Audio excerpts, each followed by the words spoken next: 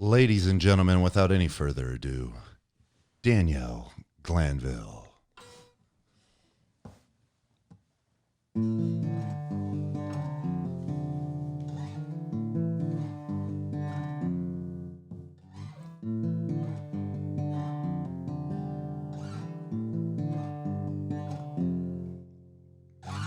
She likes to wake up early, lipstick on a lipstick stain.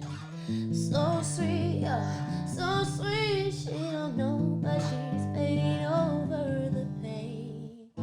She's got her head held high because she thinks she could avoid the rain. But baby, don't prepare for the fucking hurricane. Us young ones, we believed in magic. Take us by the hand and show us tragic. Our nights in devilish delights, yeah. You're always gonna win this fight, 'cause she loves you, she loves you. Make sure that you think she doesn't deserve to. Oh baby, take her by surprise. You're beautiful, beautiful, beautiful. Lies.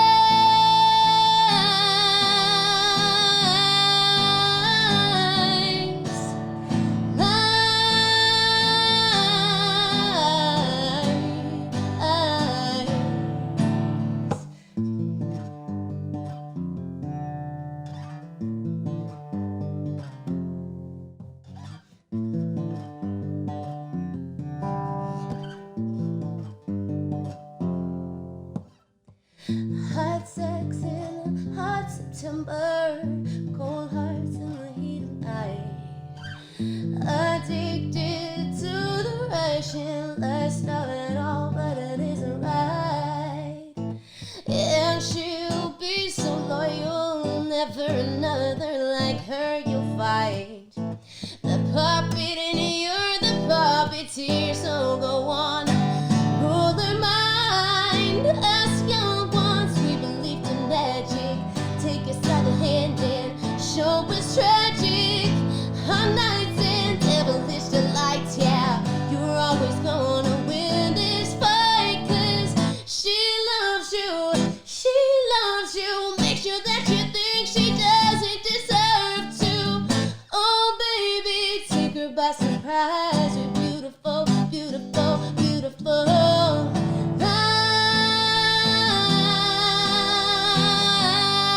Lies,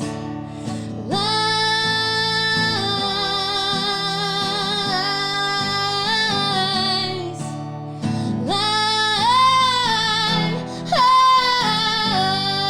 lies, lies.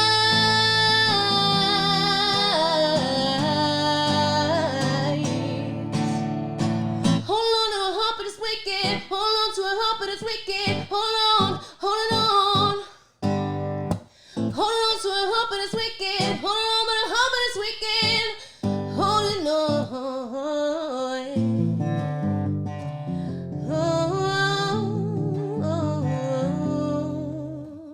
Us young ones, we believed in magic. We believed in magic. We believed in magic. Us young ones, we believed in magic. We believed in magic. We believed in. Us young ones, we believed in magic. Take us by the hand, yeah. Show us tragic. Our nights in devilish delights, yeah.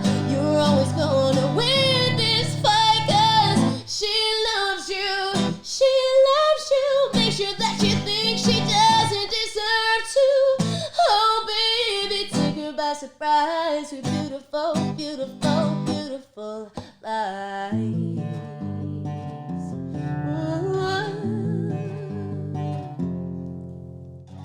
She likes to wake up early, lipstick on a lipstick stain.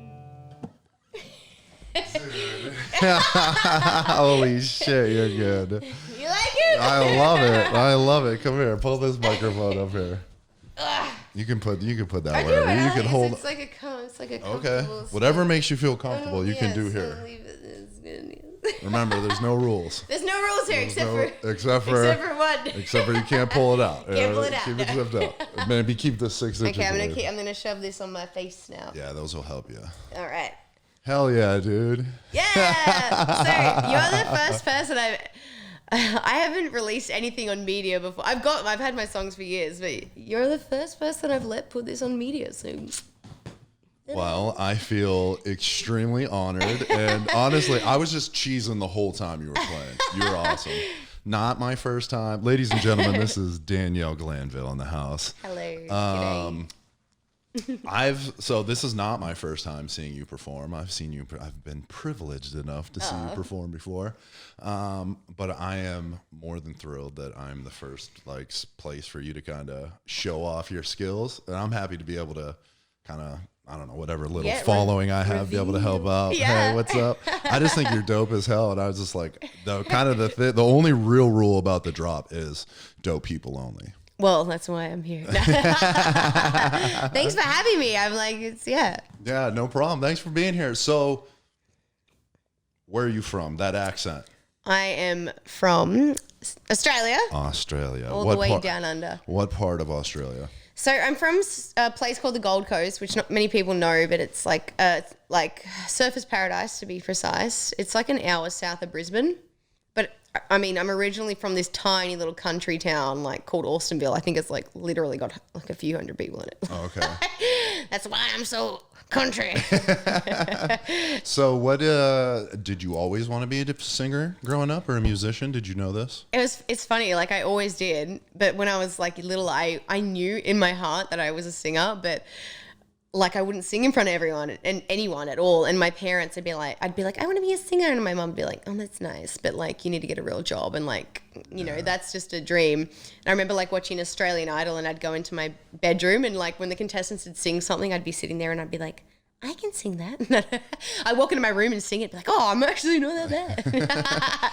So you've always kind of had just a natural singing voice? Yeah, I don't know where it came from, because actually, I've got a massive family. I've got one sister that can sing really well. I've got another sister that's pretty decent, and then my other sister, ooh, dude. But I didn't. Yeah. Poor Lara. Hi, Lara. For the people that are just listening to this on audio, she made a face. Yeah. But it's funny because I wouldn't sing in front of anyone for so long. So I was that person that was I want to be a singer, but I was so shy. And because I was really self-conscious most of my life as a kid. I was shy. Right? Okay, people that know me now are like, what? Yeah, you've really blossomed out of that show quite a bit. Because to me, you are, you're the life of the party. And I don't mean that in the sense of a crazy wild party woman, but I mean that in any time that we've ever gone out in a group, you are the person that is chatting with everybody, you're your personality's so bubbly, you are able to talk to everyone at a party and keep everybody engaged, and you do such a great job at making sure that everybody is having a good time, and I always have a blast when I'm with you. Oh, thank you. Likewise. Thank you. Likewise. And which is probably why we hang out, right? Right. So we get along. And I'm very shocked at hearing that you were shy when you were a little one. I was so shy, but I mean, I was also a pretty hideous child. Really? Oh yeah. So you were a little ugly duckling. Yeah, man. I mean, someone said to me once, they're like, "You're ugly duckling syndrome," because I was I mean, I heard. It's hard to admit, but I was ugly kid. I was so ugly. Fuck. I was the ugliest kid, and I was just weird, and I came from this really messed up, my family environment was really bad when I was really young, and it was just awkward. I was just awkward. Yeah. And I was super chubby, and just I was just so odd. And it didn't until it's music that literally took me out of that shell. It was maybe year 9 in high school, where my music teacher heard me sing, and he was like, you can sing, you're amazing, and he encouraged me. And then I came out, and then all of a sudden people were nicer to me, and I got more friends, and it's kind of fucked up in a way. It is. But it's literally I think the reason I'm so that's part of my positivity is because I just I never got to express myself for most of my life because I was so bullied and just had such a hard time making friends in those early years. And then music became something that allowed me to like be myself. And then all of a sudden people like me, and it's like what we said, it's fucked up, but it's so sad, but I'm like so blessed that it has given me confidence and, you know, brought me out of my shell. Cause like I was like this, like, like, man, I need to show you. I'll find a photo and show you. You'll be like, ew, okay. Is that your brother? is that your long head? Is that your brother Daniel? Yeah. For real though, yeah. So it was music that helped kind of get you out of that shell? Yeah, for sure. Literally, like, I had this like music teacher named Mr. Timms. I still remember. He was like, you know how they make those old school movies and there's that like one influential teacher that like saves the day and changes kids' lives. It's so corny, but it literally happened to me. Like, not in an athletic sense, but in the regard that I was like literally just this introverted, awkward person, and then I just got bored out of my shell by this one teacher that believed in me. And then I remember him making me sing a song at the school music concert, and my family came and everything. And like my family was like dead silent in the car on the way home, and they were like, holy shit, like we didn't know, like we had no idea you could sing like that. And I was just kind of like, yeah, well, you do now. But yeah, my music teacher, like I like literally to this day thank him for everything. Like he taught me so much. I like, if you're there, Mr. Timms, thank you. Mr. Timms, thanks a lot. Thanks, thank you a lot for helping Dannielle get out of her shell. Right? Yeah. That's super cool, man. I can relate to that. I've had teachers kind of come into my life that have been very influential. Yeah. That have kind of helped me, whether maybe see a different perspective of life or give me encouragement or just kind of just be there to like almost give support and like love, you know, when you don't get it other places and you come. I think it's very important for kids. I think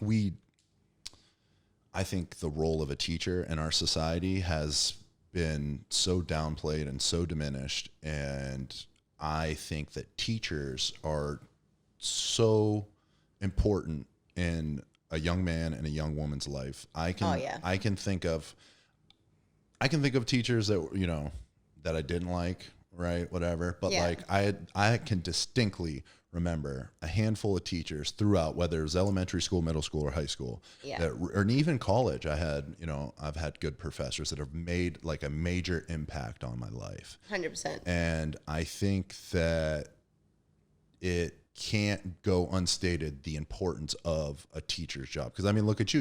It was just one person. Yeah. It took one person to come in and see you for who you were and like see that, you know, I don't know you when you were little, but I imagine being young and maybe shy, and you kind of hid that talent. And for whatever reason, that teacher decided to pay a little bit of attention to you and see what your gift was. Exactly. And it's like crazy, like to think about, like, imagine if I didn't have that. Imagine if I didn't go to that school or have that teacher. Like, who would I be today? And it's like crazy when you actually like think about like the smallest details and how like influential someone can be in your life.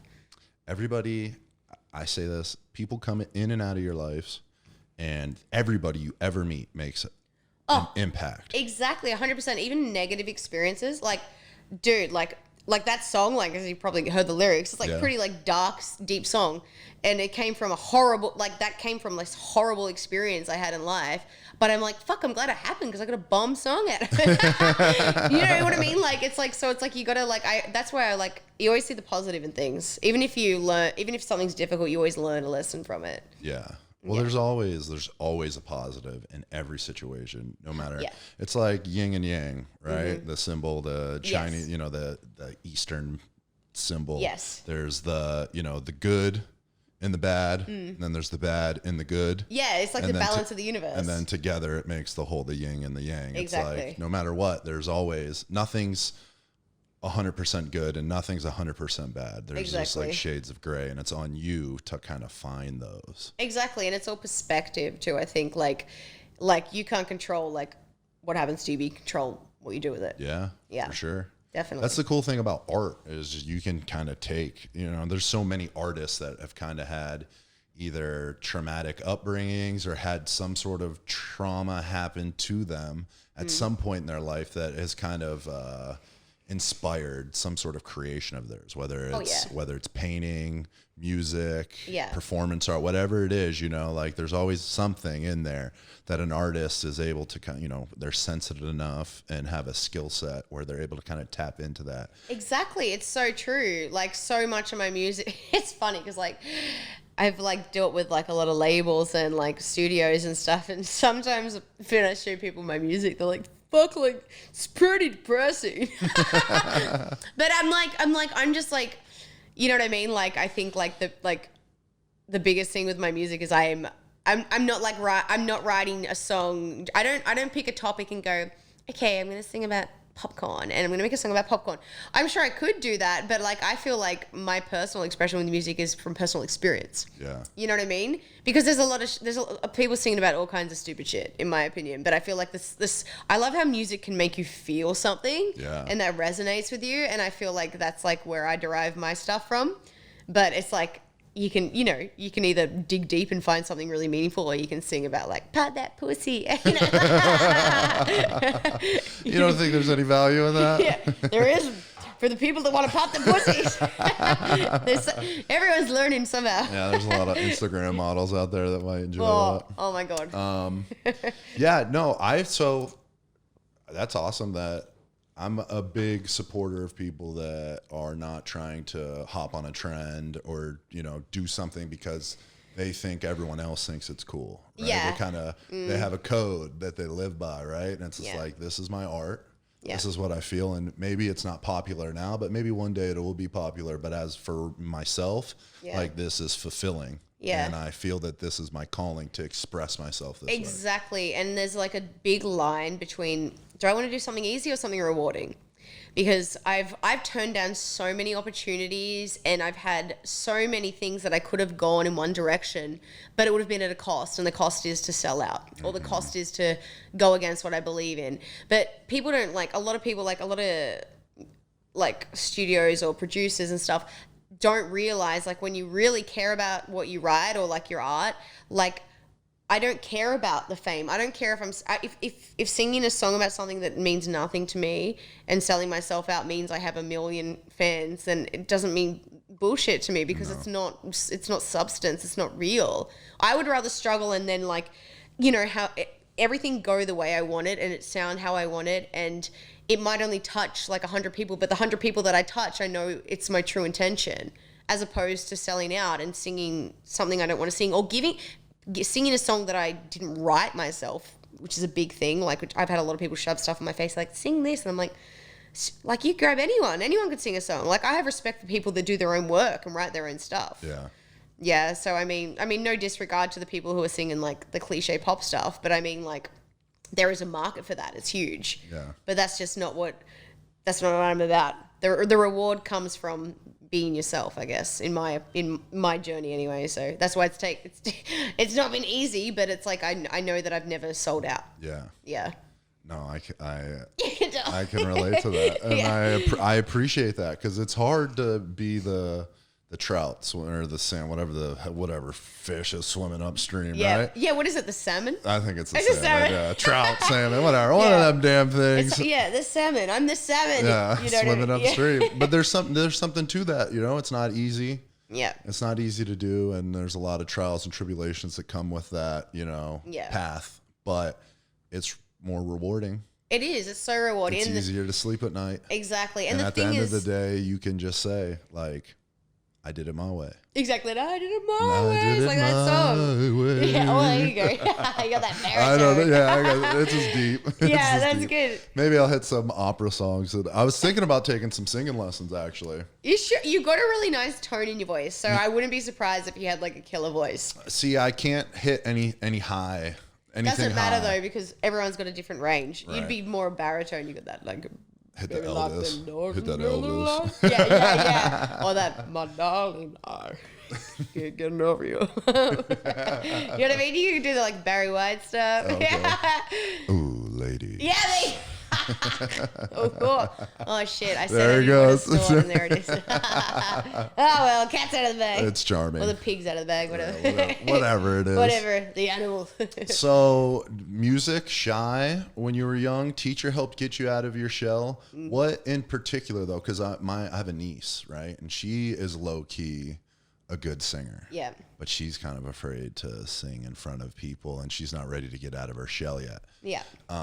And I don't know if she realizes how talented she is yet. And I imagine there's probably other little boys and little girls out there that are probably in the same situation or category. What was it that, you said there was a teacher, but what in particular were things that you did to kind of get you out of your shell to start performing? Well, it's funny because like in music class in school, which when you're in, I don't know what America's like, but in Australia, like in like the early years, before we have year 7, 8, 9, 10, 11, 12, we don't have middle school. It's just high school and you have 6 years of it. Okay. So basically the first 4 years of that, you do mandatory Wait, English, let me get this straight. You have yeah. 6 years of high school. Yeah, so we have primary school and then high school. That's it. Okay. So high school is 7, 8, 9, 10, 11, 12. Okay. So we don't have this middle school You don't thing, have that middle school shit. Which sounds awkward, man. It is. Middle school was the worst It time. sounds like everyone's going through puberty. I've been watching that Big Mouth show and I'm like, this must be middle school. Middle school was the worst. The worst? It's puberty. It's high puberty. You know what I mean? Men are getting testosterone for the first time. And they're freaking out because they have NRBs and they don't know what to do What's with them. NRB? A no reason boner. Is that a thing? Real thing. So you just look down and you're like, ah! Yeah. And you have it. You can't control it. You can't get rid of it. And it always pops up right when you're about to go to the board. No, When to you're the where? about To the board? the board, yeah. If you get called to the board, I don't even know. like the the chalkboard chalkboard, or yeah. the dry erase board. Yeah. I don't even know if they use those anymore. So what in would you school. do? Would you like strap it up or something? So I had my technique was to tuck it into the Anus. belt line. Oh. It's not that flexible. And that's how I learned I wanted to be a drag queen. My technique would be under the desk. I'd get real close to the desk and I'd like adjust it, and then I'd make sure that it was tucked up. Oh gosh. And then for any of you boys out there, listen. All right, I know you're really worried. You think everybody out there is like they know you have a boner.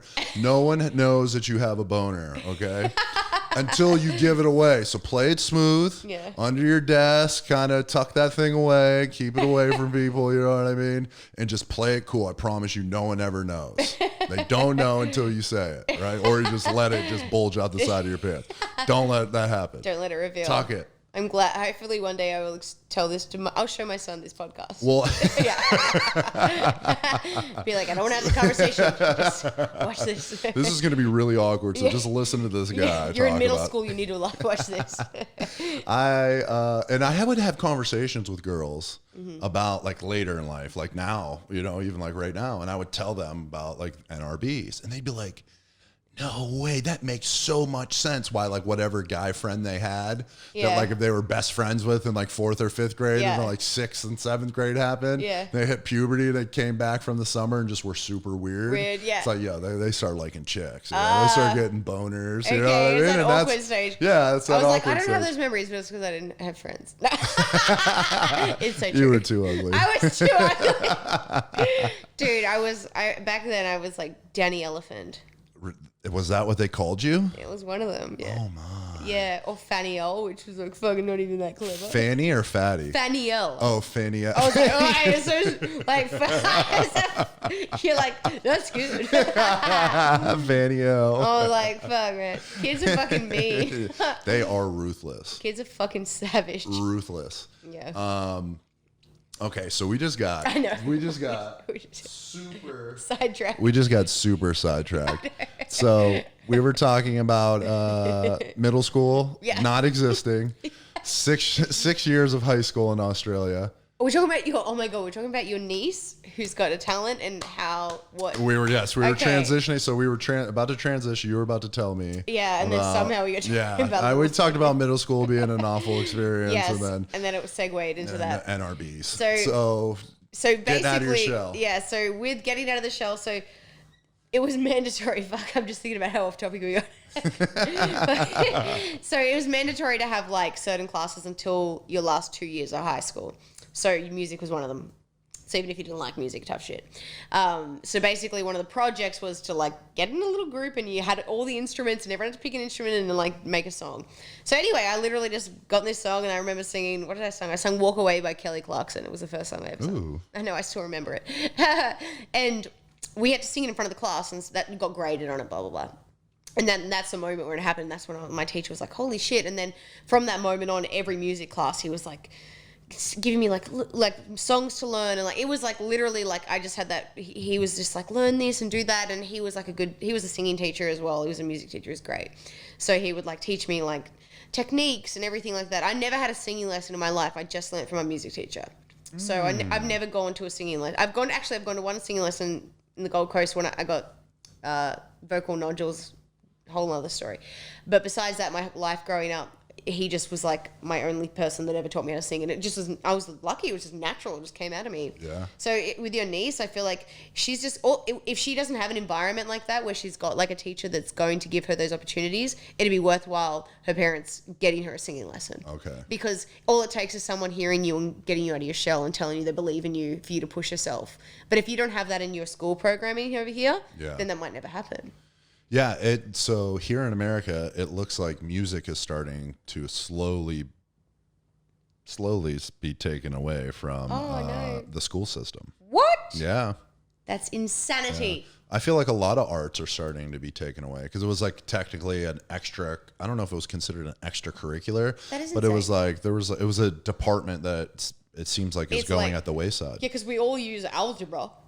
Like, fuck. Like, seriously, literally everything that was mandatory I don't use besides English because I'm a big literature buff. But besides, like, every other, like, it's a character, personality developing thing, like drama class, art class, music class. You need to develop those to be, like, they're the only things in school that make sense to me. Like, character development, personality development. Like, I feel like I did chemistry. I was like, I loved chemistry. I don't know why, but I did. And I don't use it. But I did 7 years of it.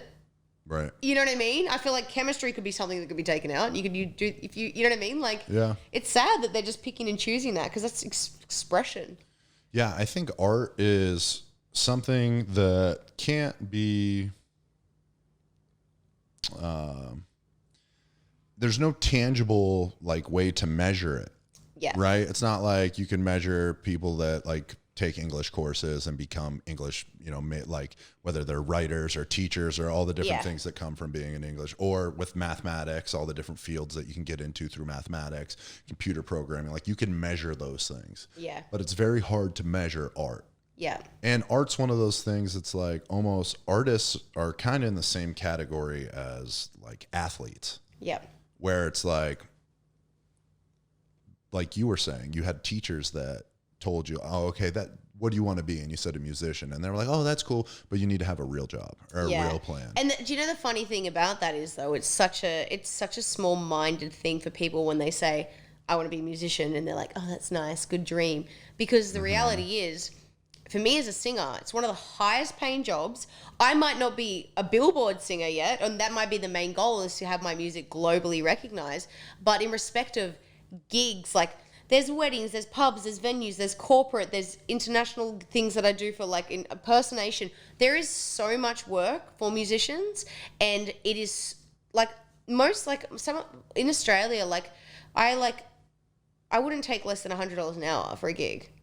And like some gigs were paying $300 an hour. And you performed quite a bit over there in Australia, right? Yeah, I performed heaps in Australia, but it's funny that people don't encourage it or don't say don't be a musician, because it's like it's actually quite a very high paying job. There's so much opportunity. There's cruise lines, hotels, like theaters, cruise ships, like weddings, corporate, like there's so much work, and it's something you can do forever. I can sing until my lungs give out. Yeah. You know what I mean?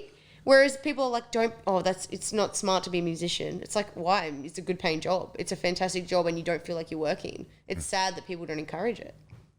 There's something that has happened where people don't like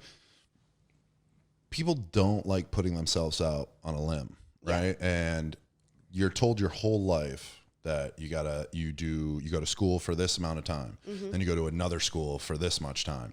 Then afterwards, you know, you find a job and you do this and you buy a house and you get engaged and then you get married and then you have a kid and you buy a car and you do this and you do that and everything's like there's like this neat little box package that everyone gets told that they kind of got to live in, right? Yeah. And they're like, that's safe because it's like it's told that it's promised to them, right? Those things are promised, which people are starting to find out that all that safe stuff in between the lines is not promised. Exactly. You know, especially with this quarantine and like, you know, the economy in the world and that's in the state that it's in right now. Like, it's just like, there's kind of like this chaos and people are starting to realize for the first time that like nothing's guaranteed. Nothing's guaranteed. Yeah. 100%. And it's like, if I'm going to live in this world, this crazy world, it's like, I'm at least going to live by my own code, or I'm going to do something that I love to do, no matter how far-fetched, how it's like preposterous or improbable it could be. Exactly. And look at the irony of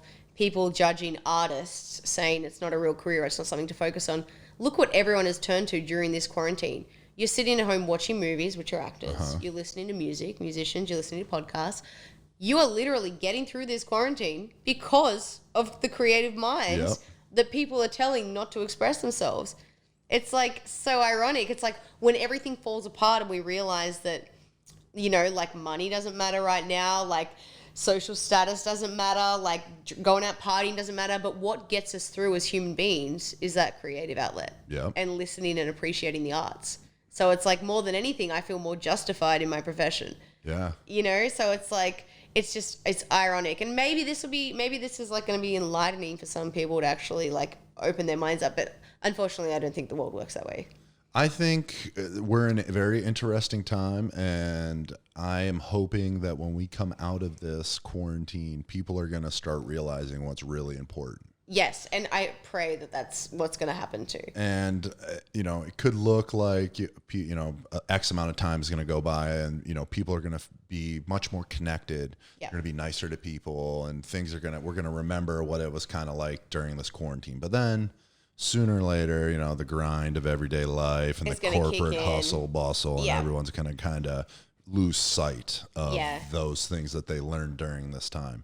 I think, you know, I think the lockdown and the quarantine, I have my opinion on all that, which I think is all bullshit, right? Yeah, I agree. I'm a big believer in like herd immunity, right? And I think that... I'm with you with that. Cheers.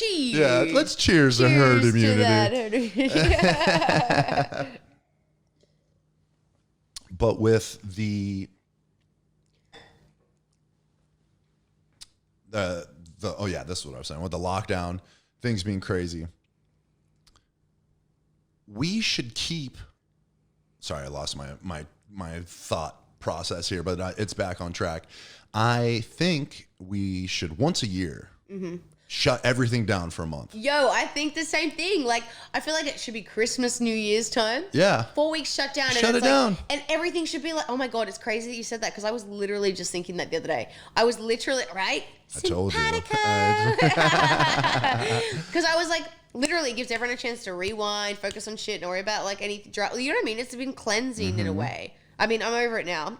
Yeah, I'm over it now too. Yeah, because I like social interaction. That's been the biggest thing for me. Not, and also I like eating, so it's nice going out, like having like a good meal. That honestly, one of the things that I cannot wait to do when I get back from this quarantine is go out to dinner with some friends, and I want to go and I want to get a nice meal. I want to get. You know, I want to get a nice steak, maybe a salad. Yeah. I don't know. Maybe I'll get a bowl of pasta. I'll get crazy. You know maybe get a lobster. Oh, right? Maybe I'll get lobster and pasta because there are no rules. Right. See, Danielle, my partner, he's lucky because I love cooking. Right. Oh, okay. I'm a great cook. I mean, I'm not going to be modest. I'm shit at some things, but cooking's not one of them. No modesty. No modesty there. I'm like the next Ramsay. No, but he's like, he never wants to go out and eat. Because he's like, your food's the best though. And I'm like, yeah, but I don't want to eat it after I've cooked it. Because when you're cooking and you're smelling and you're tasting, by the end of it, I'm like, I don't want a meal. It's nice to go sit down, not because I want to be spoiled and be like, take me to dinner. But I just want to like one day not smell all the food and then it just come to me and be like, going out to eat is it's like a experience. It is. I choose where I go to eat very seriously. Like, I'm not just going to any restaurant. I'm checking reviews. Same. I'm taking word of mouth I advice. go on TripAdvisor and I read it. I go on the Instagram, look at the photos. I need to know that the ambiance is right. Yeah. I need to know the menu is bomb, right? And I need to know that like the service is top notch, because those things are important to me. Like I'm going out to be served, to be fed, to be able to, whoever I'm with, whether I'm with a friend or if I'm with a group of friends, like I want to have a good time. I want to enjoy. I don't want to think. And there's something about someone else preparing food for you that is just like, even if you are a good cook, and like there's certain meals that I make because I cook all the time and I love to cook and I'm a pretty good cook myself. Yeah. And there's some times where I just like when someone else makes me the same thing that I make. Yes. I may even make it better than them. Yeah. But like they made it for me. And there's just something about someone else making something for you. I know, it's nice, isn't it? But there's like love. It's the TLC that is involved with making a meal for you. Daniel bought me like a cup of coffee because Daniel, God bless him, he can't cook. He's just, like I was raised to cook. Cause like I have 10 brothers and sisters. So like everyone's like, feed yourself. So, but Daniel like doesn't cook, and yet again, so I was like, I'm going out to dinner because I'm like, you don't cook ever. Like literally, he's never once cooked, and that's no discredit to him because he can't cook. I can, so the way it works. Right. But he bought me like a cup of like tea the other day, and I was like, oh my God, it was the best tea I've ever had because I didn't make it for myself. I was just like, is it in my fucking mind? I'm like, it tastes extra good. This tea is the best tea I've ever had. Yeah, seriously. So like, it's like that feeling. I'm like, man, he gets this feeling every day. Yeah.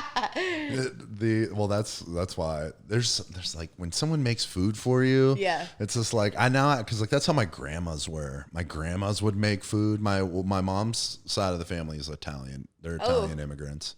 And then my dad's side, they're a little bit of mixed all over the place. Yeah. But both my Nana, which is my dad's side of the family, and my Nona, which is my mom's side of the family. I like that they've got different. Yeah, they do have different names.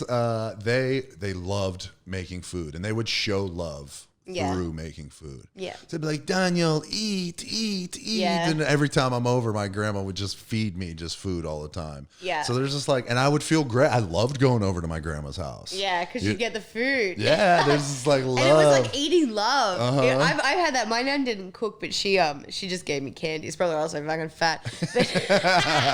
But I mean, I used to love going there because I was like, ooh, love. What was your favorite candy? Like, I like Turkish Delight.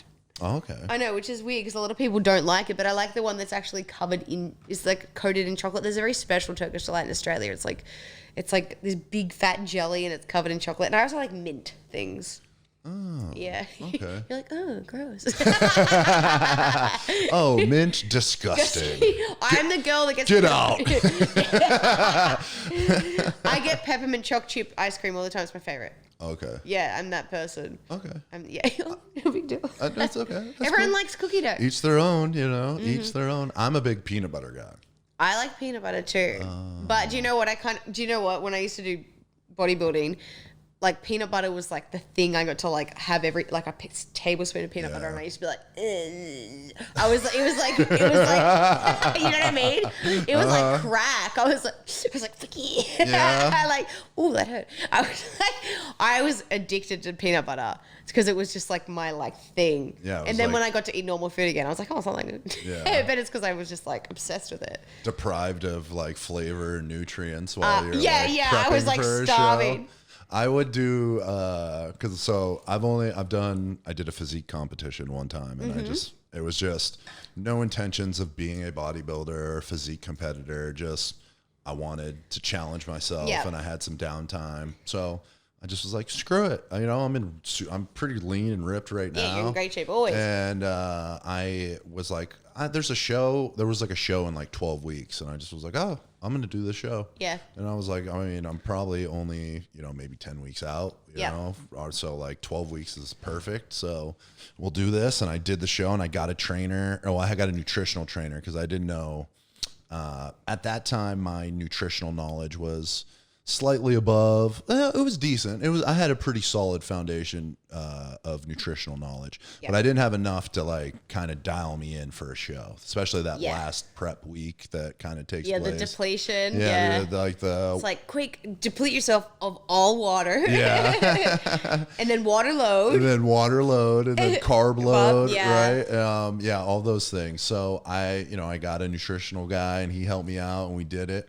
But that last 4 weeks, it's the worst. Is literally so brutal. It is so bad. It's so freaking brutal. It's so I bad. would get, and this was like back into, so like Instagram just started kind of blowing up. Yeah. And I would just sit on Instagram and I was following looking at food Same. food it was sites. Like porn. I would be like, oh yeah, fuck yeah, look at that cheese. It's so true. You obsess over it. It's like literally like watching porn.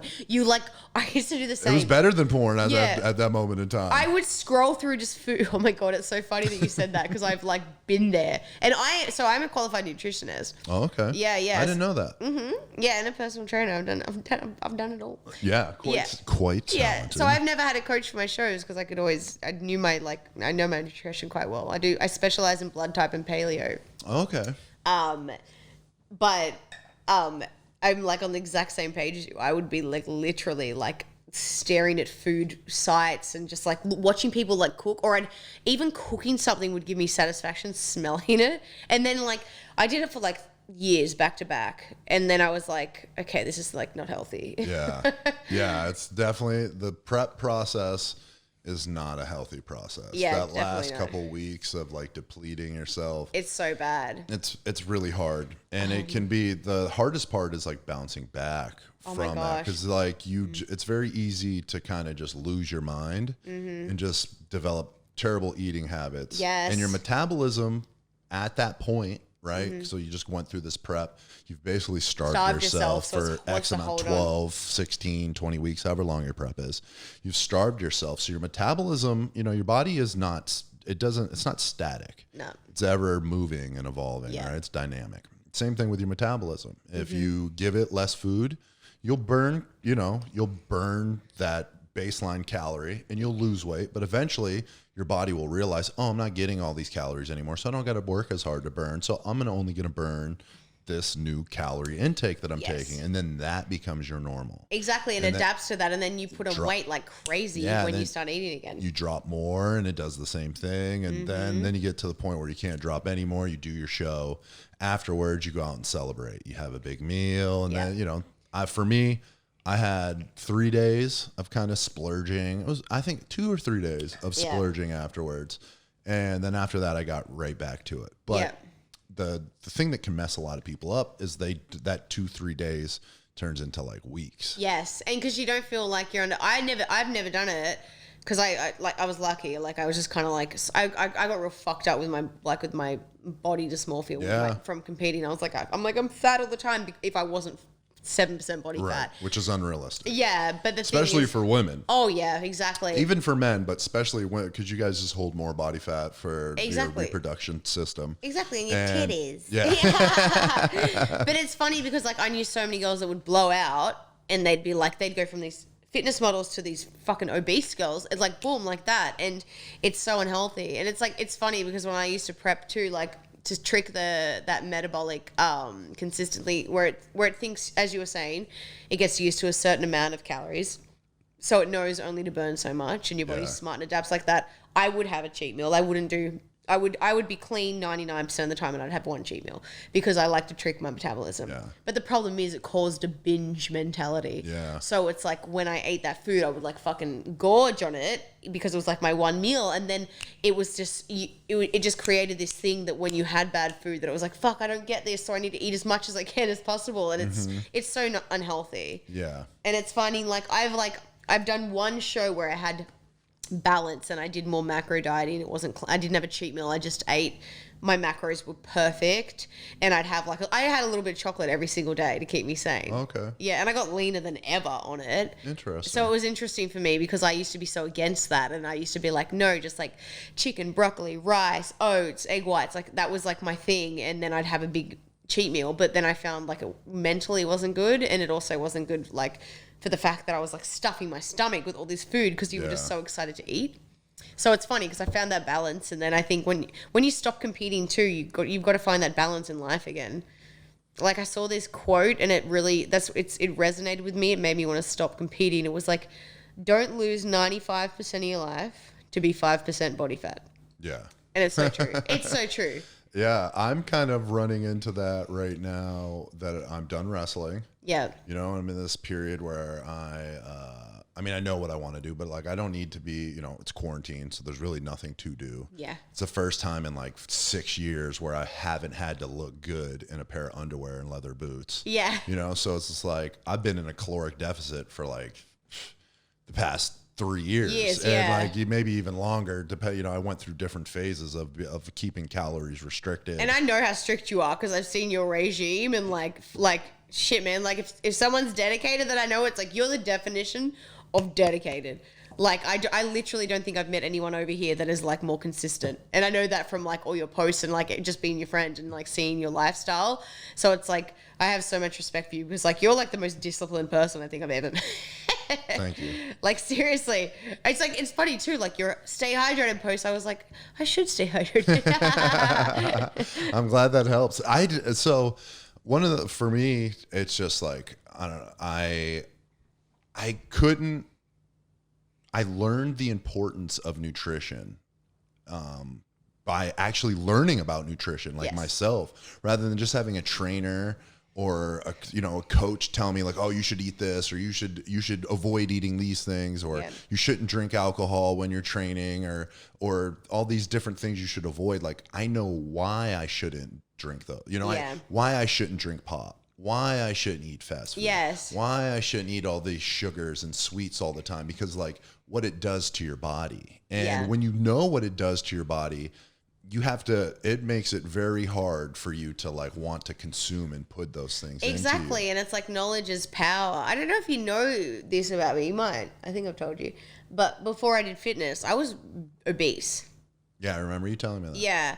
So, but it's so funny that you say when you learn about it, you respected it, because I was so obese. Like, people at home don't realize I lost like 90 pounds, which is a fucking lot of weight. It's like a person. Yeah, it's literally like, it's exactly. I lost a lot of weight. 90, actually, I think I was with Casey today, and I think she was like, I think I lost Casey from my body.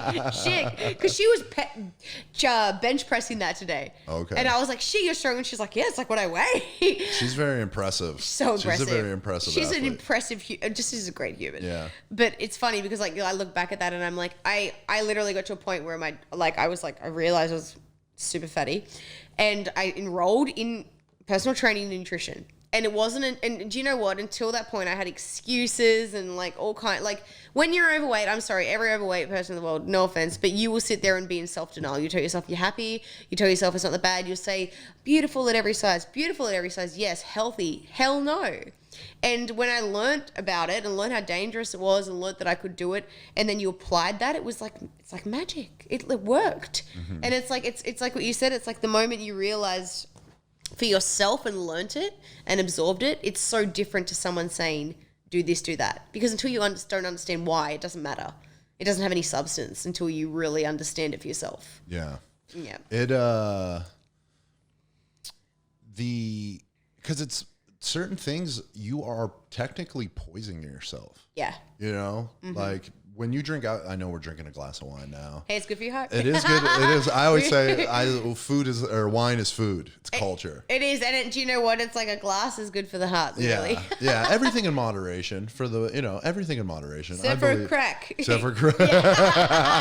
You got to go all out with that. There's no amount of moderation with crack.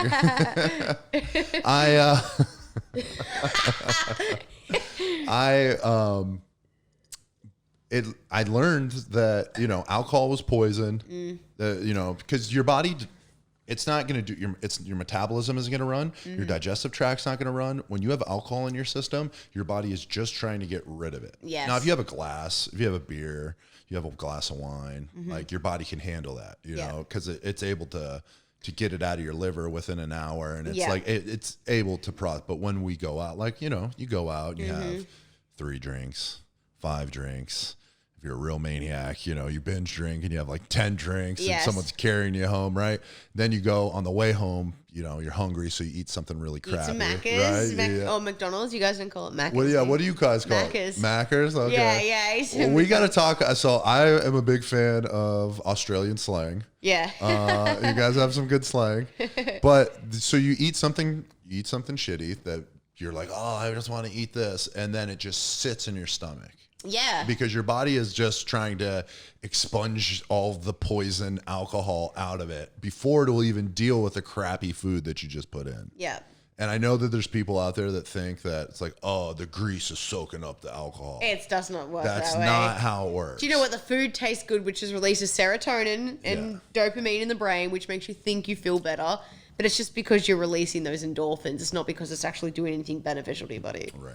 Yeah. Yeah. So don't drink a bunch of alcohol. No. And eat food. It's not soaking it up. Yeah. It's actually just making things It's making worse. it worse. You know what I mean? It's like if you want a rush of endorphin, go to a roller coaster. You know what I mean? Or work out. Yeah, or aggressively pat your animal. Yeah. Do you know that's a thing? It's called cute aggression. No. I have a severe thing. It's like literally a thing. It's called cute aggression. It can happen with animals and children. So cute. You just want to kill it. So no, I get my dog and I pat her and I grind my teeth. I go, and I shake and I'm like, I have to actually unclench my jaw and I'm like, whoa, calm down. Because I'm like, it's so fucking cute. But it's like a lot of people get that. And it's like when I see a baby, I'm like, That explains why no one wants you to yeah, hold or their baby. some people pinch. Daniel pinches me. Like, he'll like, if he thinks something's cute, he'll grab me and start pinching my skin. And I'll be like, oh shit. So yeah, it's a real thing. It exists. Okay. Yeah. Cute aggression. Yeah. Interesting. I could see that. I saw this golden retriever the other day. I just was like, this thing's so cute. I was in the middle of working out though, so I had to like. You're probably you probably had like cute aggression while you were pumping. I was running the stairs. I was much more enthused to hit those stairs. That's cute aggression. Cute aggression. Yeah. So I'm glad you brought up about because I almost forgot that you are a nutritionist. Yeah. So what advice would you give young men and young women, but specifically young women? Because I talk to a lot of women about strength training, and they always come to me. It's the same thing. I don't want to get big. I don't want to get big. I just want to get toned. Yeah. Right? And it's like, well, tone isn't even a real thing. Yeah. Right? Tone's not even a real thing. I don't know what tone is. Yeah. And it's not that easy to build muscle. No, it's so hard. It depends on your body type. I'm an ectomorph, right? So it's very difficult for me to build muscle. It's incredibly hard. So the best thing I can advise people is, in a nutshell, okay, to like to get a little bit scientific, but to create easy explanation.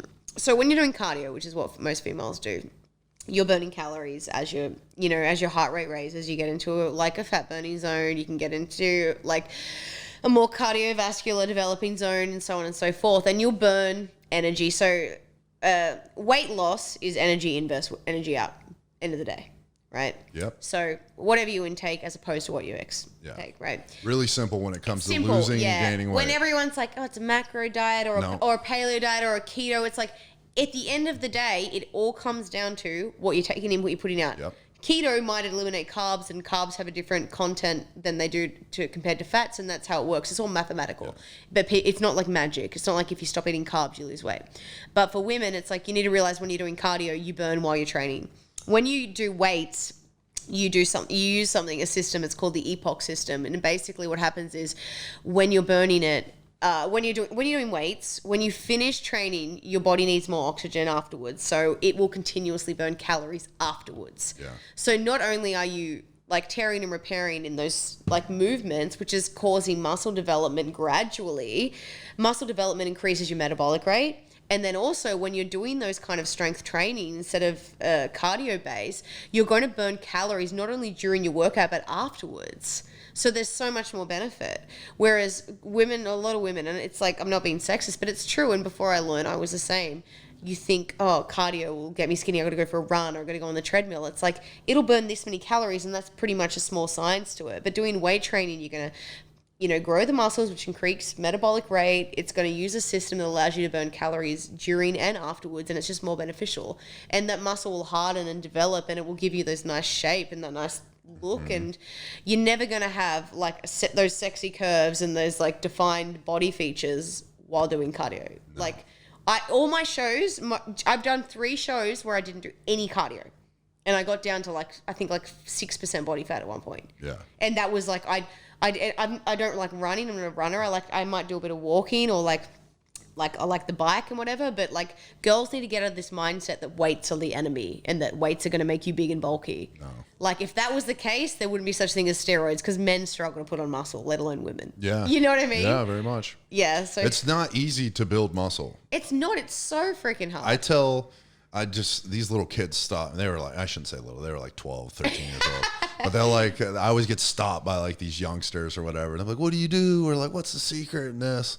And I'm just like, I remember I was going to Fresh Kitchen, and there was like this kid, he was probably like 19 years old. Yeah. He was behind the counter. I think I had just left the gym. Yeah. So I was like, I had a pump and I had like a cutoff on. So I was looking extra. Right. And I was like, bro, I just want a chicken bowl, like maybe some Brussels sprouts. But he was just like, yo, man, he was like, what's the secret? You got to tell me the secret. Yeah. And I looked at him. I was like, you got to play the long game. Yeah, it doesn't happen overnight. You got to be willing to play the long game. Exactly. I've been training now for 20 years. Yeah. And I say it takes probably 10 years to truly build like a good physique. It's so true. It does, and it takes a long time, and it takes commitment. Mm-hmm. And that's the thing, like with not just women but men, but this is why I stopped training because I can't stand it anymore. Like I trained myself, I started doing shows and I enjoyed training myself, but I can't stand training people that don't listen to you and they think they know more than you. And it's like they don't see results, and it's like I can do what I can for you here, but you go home and you eat whatever you eat. Yeah. And I can tell you you need to eat carbs. You need to balance portions. You don't need to eat 6 small meals a day. You can do this, blah, blah, blah. I give them a plan and they're like, I don't know though. I don't know if I can be eating rice. I can't be eating oats. Like I can't be eating sweet potato. And I'm like, you can though. Go home and eat your tuna and your salad and see how long that lasts, and then you'll binge on something. And like it's ignorance. And I think that's like the biggest thing is like I understand it because I was the same when I was a big girl. It's like I sit here and I say this with respect because I was there, but I can say it because I've been there.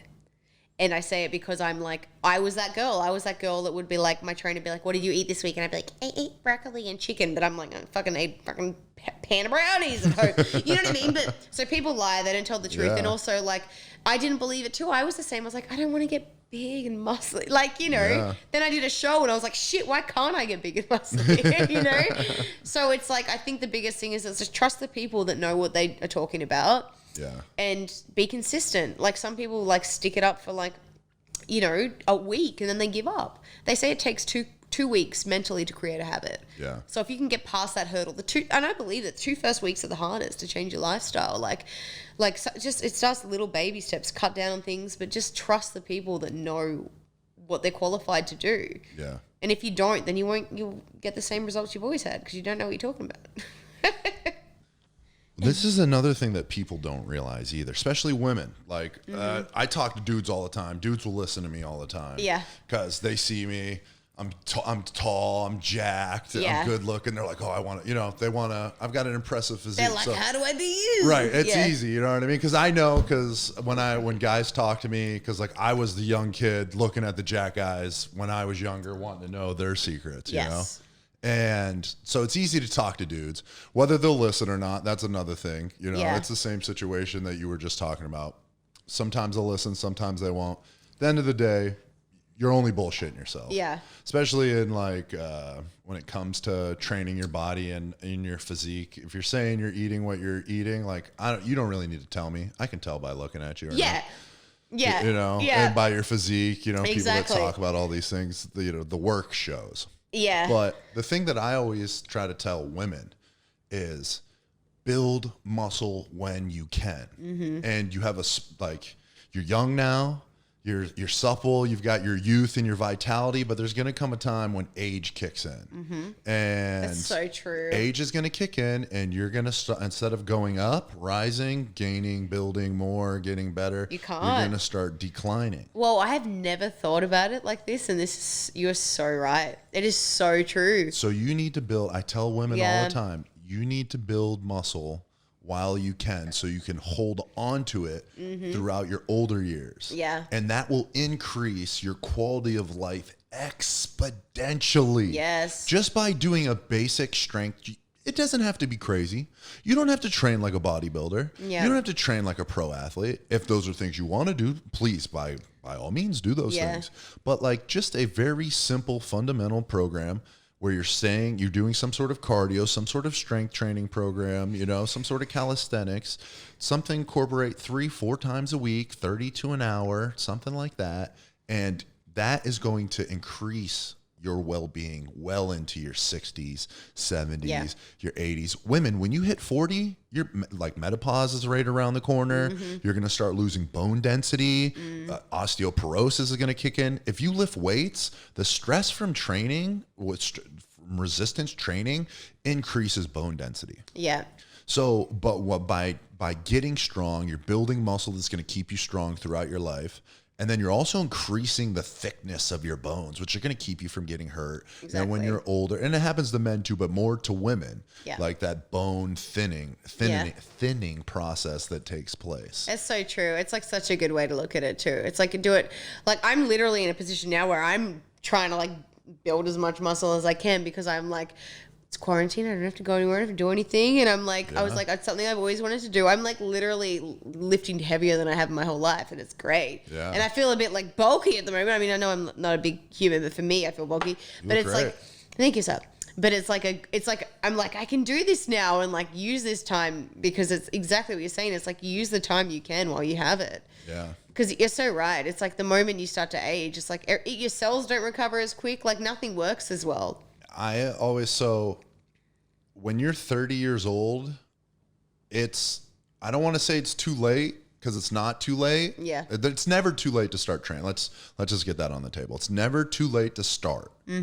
And it's never too late to start getting better and training. You could be 60 years old, start training and get better. Yeah. But if you can start being proactive and in your 20s, your teen years, and you sustain that healthy lifestyle training, you're going to be so better off, like in terms of being able to age, than all the other people around you. You're going to age better than your friends that don't train.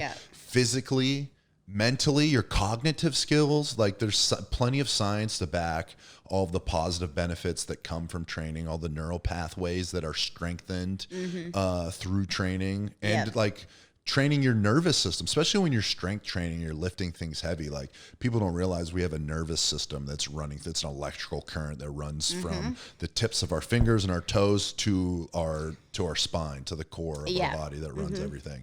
And it sends a signal. And from the second you grab a bar, you're sending a signal to that nervous system. And the more you can do that, the stronger that signal gets, and it fires, and it allows you to control all the faculties of your body even better. Exactly. And I don't know what it was. I was fortunate enough to like listen to all the old timers when I was younger. Yeah. Even though I did go through my meathead phase where it's like, I'm going to lift as heavy as I can every day, And some of that was just being young and like dumb, especially when you hit puberty. Yeah. You got all them NRBs you got to work on, I was about to say, what's that? And I'm like, oh, I know, I learned today. Yeah, I learned today. And you just train hard with all your friends. At least for me, I played football and we had a strength program. Every day after school, we would go and we'd just lift as hard as possible. Yeah. But after I got out of high school, I got smarter about how hard I trained. Like I didn't stop training super hard, but I trained smarter. And I remember somebody telling me this, and it stuck with me forever. Train like you're 40 and you'll feel like you're 20 forever.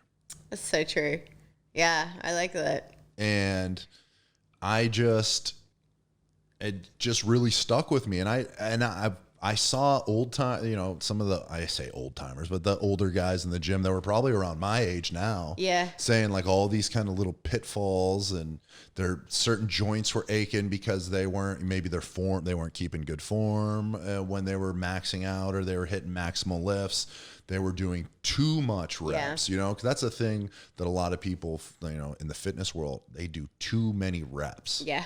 They do too much volume. They're volume monsters. Just rep, which is great for building muscle, but it comes at a cost. Like your joints, all that wear and tear. Like, and if your form's not A1. Exactly. And people, oh my gosh, it's so annoying watching like people just do exercise, and it's like there's no point doing it if your form's bad. I agree. You know what I mean? And also, I'm not like, as a trainer, I still learn. I learn every day from people. I always feel like the best trainers are the oldest trainers, the ones that have been around for a long time.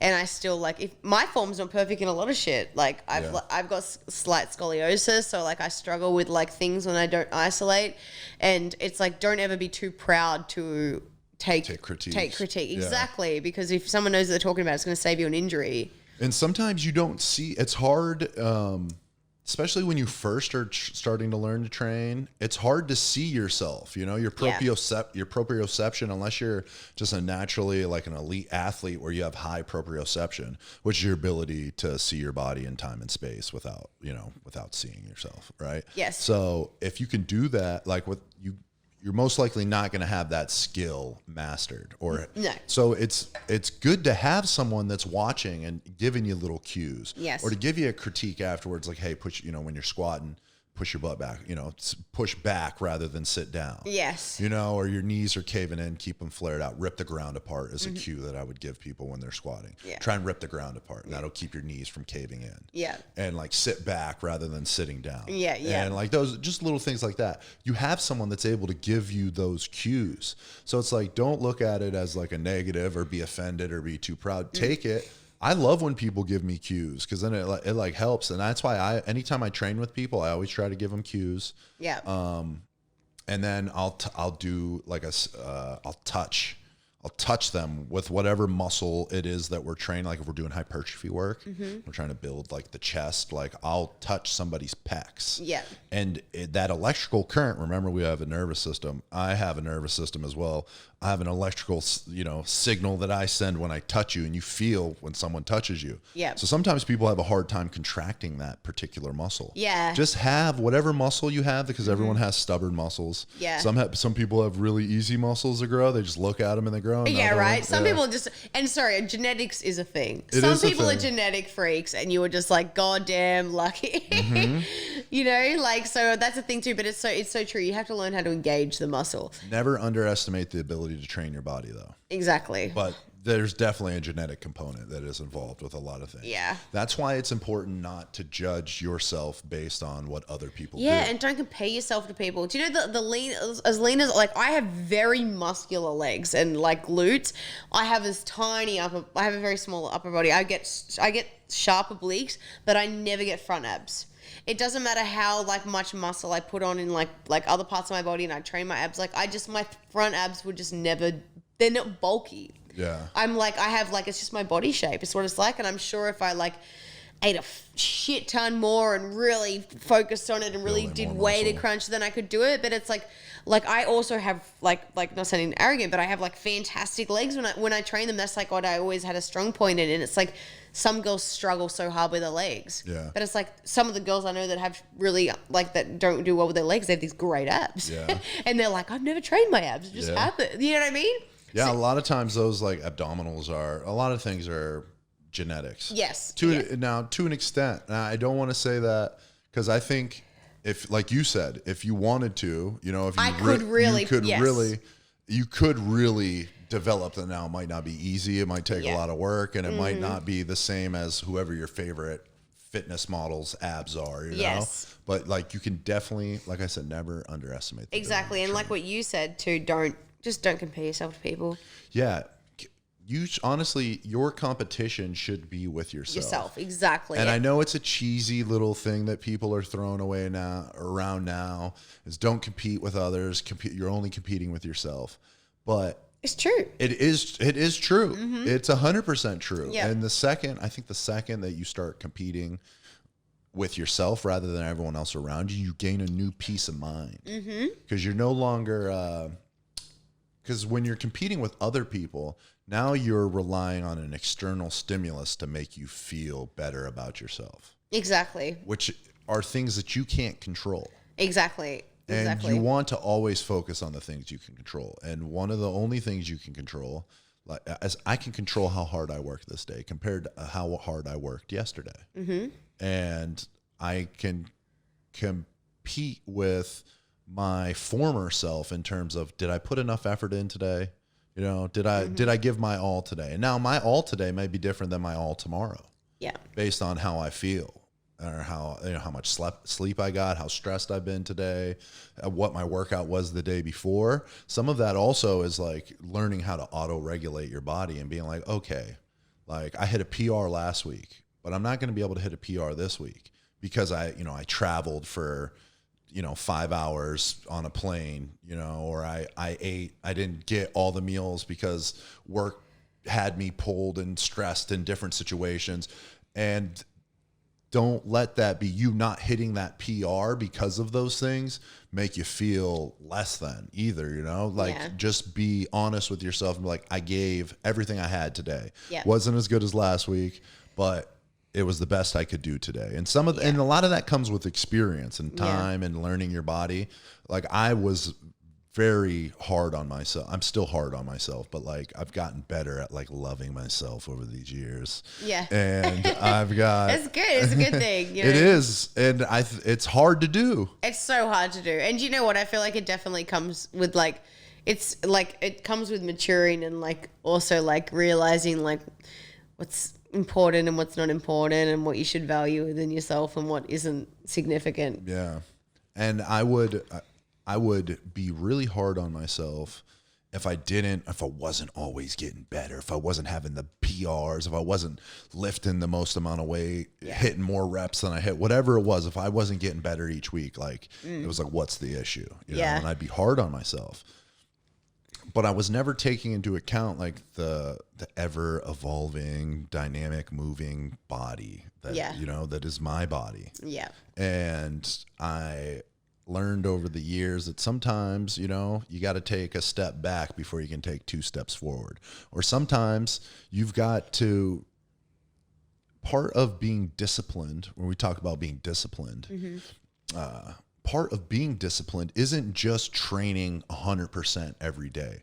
Part of being disciplined is knowing, hey, you don't have it today. Yes. Or I've got a twinge, I've had so many, most injuries I've had that weren't from like acute like collisions from sports or anything crazy that I've done in my life, which has been a lot of that crazy things. But most of like little tears that I've had in the weight room or little pulls, I knew they were coming. Yeah, because you're like, I feel it, but I'm just gonna keep going. Yeah, I just didn't listen to it. Or I felt something twinge and I put the weight down and just rested 5 minutes and then I was like, okay, now I'm gonna go. Exactly. And you're like, fuck, that's happened to me this time last year. I was doing really heavy leg press and I felt my left knee and it was like a little bit sore and I was like, ooh. And I was like, no, but I'm like lifting so heavy. I feel really good. Did another one, boom, tore my meniscus. Yeah. And I was like, fuck, I knew it was happening. And now you're out. How long did that set you back? Oh my gosh, 3 months. Like I couldn't walk properly for 6 weeks. Yeah. And I didn't have the surgery because the surgery is just a cartilage tear off. Yeah. Which was like, I don't need it. But man, like the mental aspect of like not being able to train and like being, not feeling good and everything was like, I reflect back on that and I'm like, like what we were talking about before, I'm like, the positive in that is I learned in that instant that to walk away from things when I know that they're, that's like, that was a big ego thing that like I had to like learn as a human being. I was like, that was my lesson and that happened because it taught me now. Like the other day I was in the gym, I was doing squats and I was like squatting like half of what I was the week before and I just felt weak and I was like, what's wrong with me? And I was like, you know what, I'm not feeling it. And I left and I'm like, the old me would have been like, no, push through, but it's like you learn from this kind of stuff. But it's exactly what you said. It's like you have these moments where you injure yourself or something bad happens and it's like, oh, there's a positive out of it because I learned not to be so silly next time. Yeah.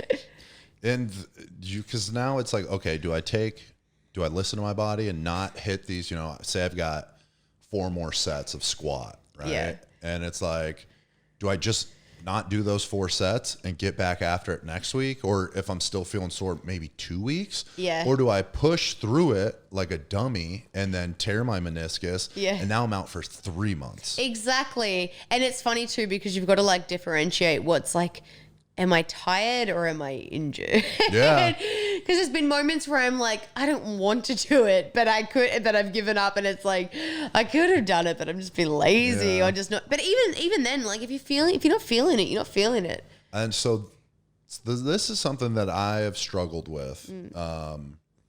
I see I'm the opposite, where it's just like, I got to train all the time, hard all the time. So it's like, I need to put a governor on myself, you know, to almost bring myself down. Yeah. But I think so there's a fine line of knowing, you know, pushing through being tired, you know what I mean? And it's like, oh, I'm tired, I didn't get enough sleep or this or that. It's easy to make excuses. I'm not going to work hard today. Yeah. It's like, no, you just were being a slapdick and you didn't go to bed early enough. And you didn't eat, or maybe you just haven't been working out as much. So you're not as in good a shape.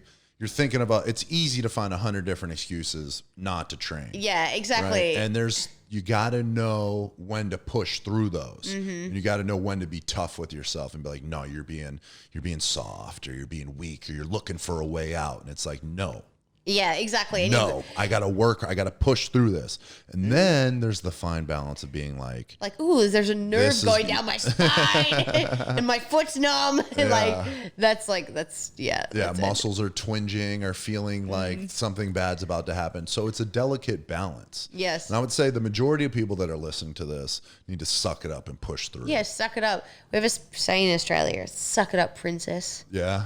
Yeah. Suck it up, princess. Suck it up. Oh, that kind of sounds like fucking, it's like an innuendo. Oh. But it means toughen up. Yeah. But as I said it, I was like, oh, that could mean 2 things. What kind of princess? Australians are dirty, man. I know. I've noticed. We have a very, as you can tell probably from me, we have a very crude sense of humor. There's a little darkness right? to it. Very casual. We're very like, everything's all right.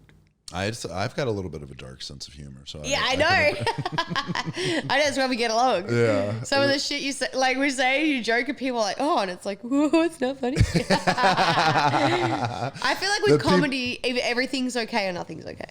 Yeah. You're right. It's okay if people laugh at it. Right. It's not okay when people don't laugh. Yeah, exactly. Like, it's funny though, because like I feel like you've got to like broaden your mind and be okay with everything, because everyone's sensitive these days. And it's like, it's like with comedy, it's like, it's either everything's on the table or nothing's okay.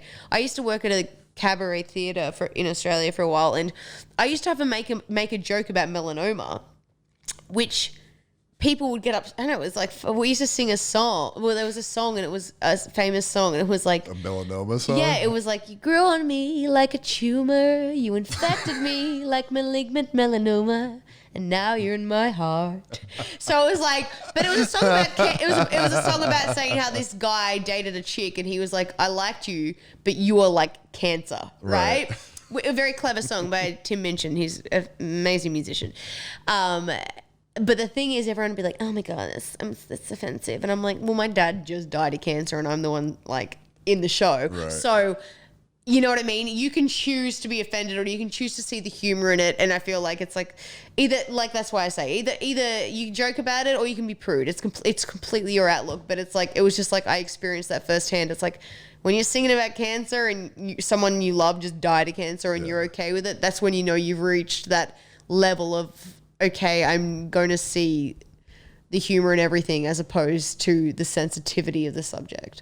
That's how I kind of, at least for me personally, I deal with intense or tragic situations that have ever happened to me. Like, I just find a way. Humorous? I just try to find a way to make light of it by joking around about it. Yes, I'm the same. Okay, so at my dad's funeral, my dad went, because he was sick, he had cancer for a long time, and he always used to say, he's like, when I die, he's like, I don't want it to be sad, I want it to be a party. And I was like, yeah, fuck, well, that's not gonna fucking happen, because you can fucking be dead and everyone's gonna be upset. But I was like, okay, when it came to him passing away, I had to do the speech. Like, I was the one. It was a lot of pressure, and I was like, man, I was like fucking 22. Like, was hard. And I remember in my head, I was like, well, Dad wanted like a party. So I got this like fucking party hat and like this like thing. And I got up to do the speech at the eulogy and I put on the party hat and had my little thing and I was like, and I literally did that. And I was like, Dad wanted this to be a party. But it was so fucking awkward because no one laughed. Because I was kind of like, ooh, tough crowd today. But it was so awkward because I was like, I did it and I was like expecting like a or something, but it was just like so depressing. And no one laughed and I'm up there in this fucking party out with this streamer and I'm like, all right, now I'm going to do the rest of the fucking thing. And it's really awkward. But afterwards, my nan, his mum was like, that your dad would have, like, that's like, your dad would have loved that. Like, that's exactly what he would have wanted. Because he was the same. He saw like the humor and everything. Yeah. But it was just fucking fucked, man. I always look back at that and everyone's faces were kind of like, what the fuck? What is it? Why is this daughter got a party hat and like this balloon thing in her hand? Who let Danny drink before she gave the speech? Yeah. But it was like, yeah, that was a interesting. Well, good for you, just committing to it. Right? I was like, made you proud, Papa. Well, there's a lot of cultures that like they do not mourn death; they celebrate. Yeah, isn't that what Cinco de Mayo is all about? Cinco de Mayo, have you say it? Isn't that like the Mexican? I don't want to say the wrong thing. Mexican, is that the word? Yeah. Mexican? I was like, is that the place? Yeah, that's Mexico. Yeah, I was like, I'm geographically challenged, so I was like, not sure. But they celebrate it. They're like, yay, Day of the Dead. Like, it's like you know, some cultures really embrace it. I want to raise my kids to like embrace death because I'm fucking scared as shit of it. Yeah. You know what I mean? It's like, it's hard. Like most cultures is like, it's the end. I want people when I die. Yeah. I haven't decided. I think I don't want to be like put in a coffin. In a coffin. I don't want to be just only for the ceremony, right? Yeah. That's it. Then after that, I either want to be cremated, or like dumped into space, or on something cool. Some craze send me into like the sun or something. I want to be taxidermied.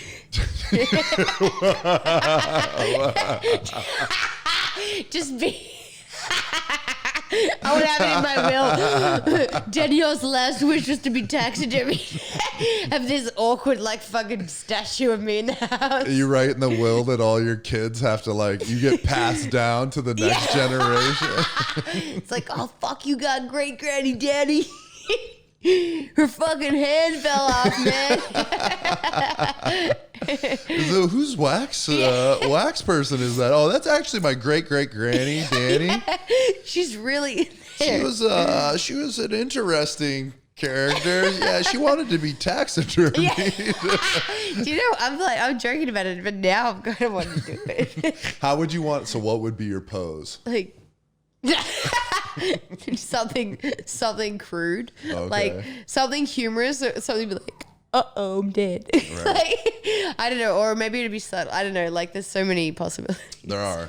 You would have to go through like a bunch of them to see how. I want to like hope the one day we're in heaven and I'm like, I did it. Check it out. And you're like, well, it's really fucked up. The Romans used to have they would have rooms. They were called ancestor rooms, and they would have like busts essentially of their ancestors, each of their ancestors. Yeah. And it would list all of the great deeds that they had ever done. And so some of these rooms would have like 20, 30, 40, 100 heads in there, depending on how big the family was.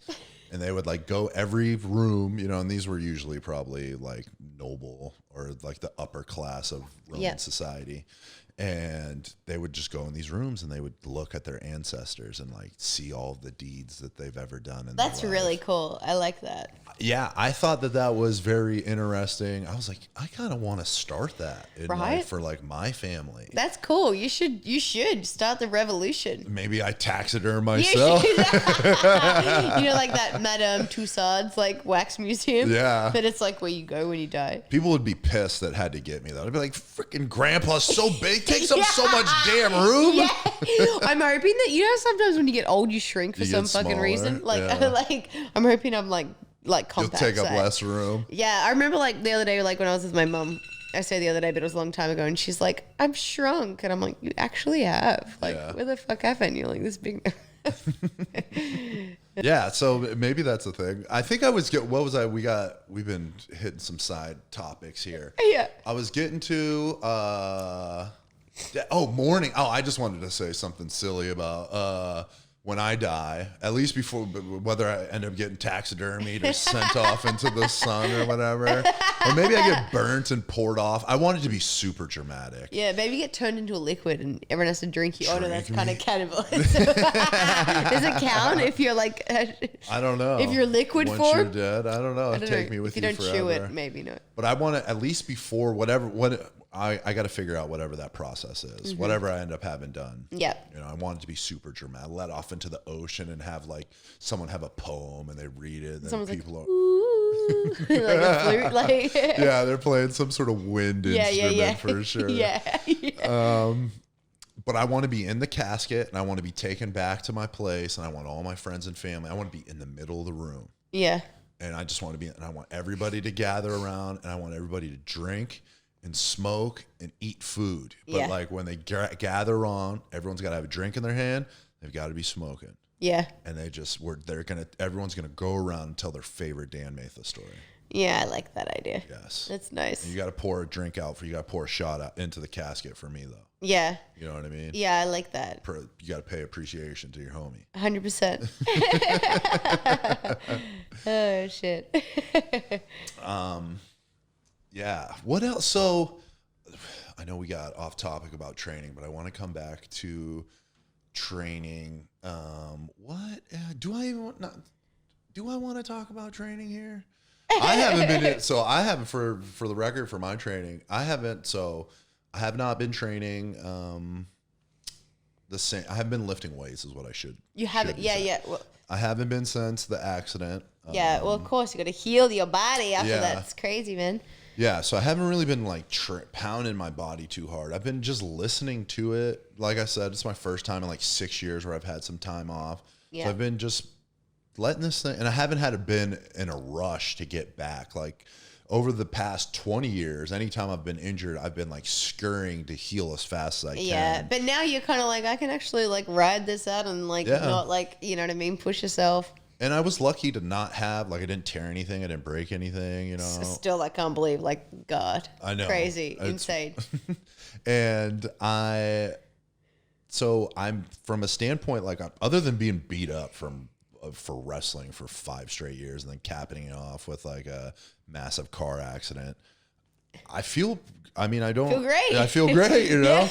And I've had this, like, my first time where I've had time to let my body heal. So I've just been... So certain days, the extent of my workout is walking 3 miles. That's good though. I'll walk 3 miles. And I've got a 15-pound kettlebell in my house. I'll come in here and I'll push it and pump it and do whatever with it. Rubber band a little bit or whatever. Mm-hmm. But, you know, just like some small little movements. But I'll do yoga. And then I'll do some body weight workout stuff on other days. I've got a garage next to my place where people probably on my Instagram see me running and yelling crazy obscenities into my camera.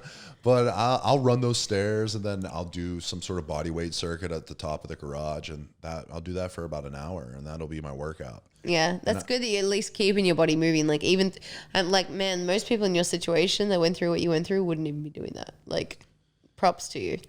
Yeah, I've been really fighting that demon of just training, that training demon that I have, and just like my body needs to heal right now. It was good to me. My body has loved it. Saved my life. It saved your life, right? So I want to treat it well. Exactly. I want to kind of live a little bit. I've been eating a good amount of calories. Good. And I haven't been really sticking to anything too crazy, like in terms of I've still eaten well, but I had cake the other day. Ooh. And then I had something, you know, I had a piece of chocolate the day before that. Shit. And I've just been Someone call the police. He's out of control. He's out of control. And then I had a glass of wine tonight, and this has to end. This has to end right now. And it's been nice to not think about having to eat and diet and just be super anal about everything all the time, which I normally am. Yeah. And for me, like when people ask, like, what's your cheat? Like, what are your cheat meals? Like, honestly, for me, cheating is like not eating. Yeah. Cheating for me is eating 2 meals instead of 4 meals. Yeah, yeah. It's not nourishing your body enough, and like not like, because it's funny. Like I find like with, especially with muscle growth and sustainability, it's funny because like I find myself hungry leaning down, and then I find people who are doing like bodybuilding, like in like the like physique and figure and bodybuilding standards, they're like, oh, I'm just sick of fucking food. Like I'm sick of forcing myself to fucking eat all the time. Yeah. So it's like it's interesting to hear you say that, because it's like it's so true. Like it's a different mindset for like you guys trying to grow so much. It's like you just need to be consistent and have so much, even if you don't feel like it. Yeah. For me too, I'm at an interesting point in my training life cycle where I don't know, for so long it's been more, grow, bigger, stronger, faster. But I don't know if I want to get much bigger than I am right now. Well, I mean, you're going to be like not feeling through the door. I'm really, for like over the past, it probably happened about 2 years ago. Yeah. It was the first time I looked in the mirror and was like, I did it. I achieved what I wanted to. Yeah, like that little vision I had when I was a young boy of, you know, all these big, strong muscle guys, you know, Arnold Schwarzenegger, Sylvester Stallone, all these fitness model people that you see. I achieved my version of it. You know, 20 years of training, like I did it. And I probably did it before I recognized it. Yeah, it's just you had that like reflection. It's like, hey, look, Mom, I made it. Yeah, and it was like, and I look at myself and I'm satisfied with the way that I look. And now it's just maintenance. Yeah. And it's like, for me now, it's a lot more, I'm a volume monster. I like a lot of volume. But I know that it comes at a cost in terms of like joints, ligaments, things like that, just to be smart with them. Right. I'm just adapting my training always as I'm growing. It's never stopped over the 20 years of training. Yeah. And I imagine it will never stop going forward, but I don't really need to grow. I don't want to gain too much more weight. Yeah. I don't need to get much bigger. Yeah. I'm not trying to be Mr. Olympia. I mean, you're happy where you are. You look good. You feel good. I'm super proud of this physique that I built. I put a shit ton of work in it, and I played the long game. Yeah. I ate all my, you know, my proteins and my carbs and my fats, and I got my micros in, and I trained every day, and I had a vision of what I wanted to look like, and I had a vision of how I wanted to be able to move my body as well. And both of those things have come, I brought them to life, and I'm satisfied. So I think something for people to keep in mind that are into, you know, training the body is to remember to be proud of what you've done or 100%. What you're doing. Yeah. And take it in while you have it. Like, it's really be proud of yourself. Like, feel that, like, you know what I mean? I feel like sometimes you get like lost in other things and you don't appreciate like all the things. You get so caught up in the process that you don't appreciate the result. You know what I mean? Sometimes, it's very easy to just be bogged. Like you got your blinders on. And it's like because you get in a Groundhog's Day. Yeah, for sure. And it becomes like, it's like brushing your teeth. You know what I mean? And you just do it and you do it and you do it and you get too close to things. And so every now and then it's good to kind of take a step back and look at everything. And a lot of times you can't see it because like your body is your craft. For a lot of like athletes and like figure models and things like that, or even just everyday 9-to-5ers out there that train afterwards, like after their job and whatnot, they forget that you're not where you started. And you might not be where you want to be, but you've come quite a bit of ways. Yes. So like love and appreciate yourself for where you're at. Yes. Even if you're not like me and you're not satisfied with where you're at. Yep. Right. You be satisfied with how far you've come. Yeah. And know that like you've put in work and that you're just going to have to put in more work to get where you're at, but like be proud of, you know, what you have at the time. Exactly. And enjoy the process. Yeah. Yeah. Yeah. Hell yeah. Amen. So we're going to switch topics again. So music, what do you have coming down the pipeline? You're creating anything? An album? I am. It's been in the pipeline for quite some time, but all my stuff is coming out. I'm in the process of recording everything right now. I'm just getting the finishing touches and everything, but I've got about 7 songs that are coming out. So I wanted to do it all at once. I didn't want to do it bit by bit, so that's why it's taking me a little bit of time, but yes, it's all. Stay tuned. I'm aiming for this year. By the end of this year. By the end of this year. Yeah. I mean, it takes a long time to be happy with everything, to mix and master it. But I'm like finally in a position where I'm happy with my songs where they are. Like it takes a long time. And also the thing is too. Like I've worked with a lot of.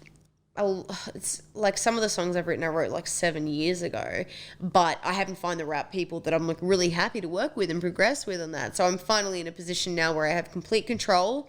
It's what I always wanted, and it's taken a long time to get here, but at least I'm doing it my way. So yeah, everything's going to be out, I'm hoping this year. So I want to release it all at once. It's going to be good. Hell yeah. Yeah. And was there a name to the song that you played for us in the beginning of the show? That one was called Beautiful Lies. Beautiful Lies. Yes. Okay. Yeah. Well, where can we find you at? Well, at the moment, I'm not a big social media kind of gal. I mean, I just got Twitter, but I'm not a fan of it. It's very negative. Instagram's where it's at for me. I haven't got a YouTube or anything. I'm going to go straight onto releasing my music on the professional platforms, but I'm sure that other things will develop. But for now, you can add me on Instagram. It's Dannielle, DANNI_ELLEXO. Everyone thinks it's Dannielle XO, but it's not. It's just I was young and put an XO at the end, like a kiss and a hug, and it's very confusing. But yeah, that's my main platform. I'm not like I said, I haven't actually released any of my stuff on anything yet. Okay. This is you're literally the first person that I've trusted. Oh, okay. Well, that means a lot. Yeah, I'm glad that I have your trust. So when it comes out properly, it's going to be on a professional platform. So check out your Spotify and all that jazz. It's going to be coming out the right way. Okay. Well, Danny, thank you for being on The Drop. Thanks for having me. It's been great. Anytime. You are welcome back whenever. And maybe before this album releases, we have you back on the show and you maybe play us some other songs. I might give you one more. You want to give me one more? Not tonight. Okay.